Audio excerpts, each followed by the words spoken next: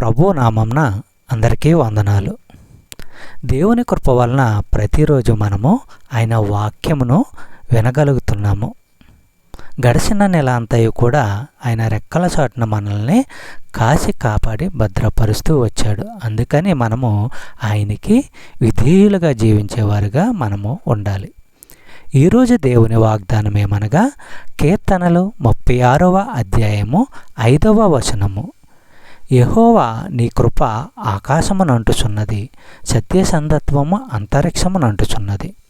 సహోదరి సహోదరులారా, దుర్మార్గులు కీడు చేయాలని పన్నాగాలు పన్నుతారు, దేవుడు మంచినే కోరుతాడు. దుర్మార్గులు తలపెట్టే కీడు విషయంలో దేవునిలో తప్పులెన్నడం చెప్పరాని బుద్ధిహీనత, మూర్ఖత్వము.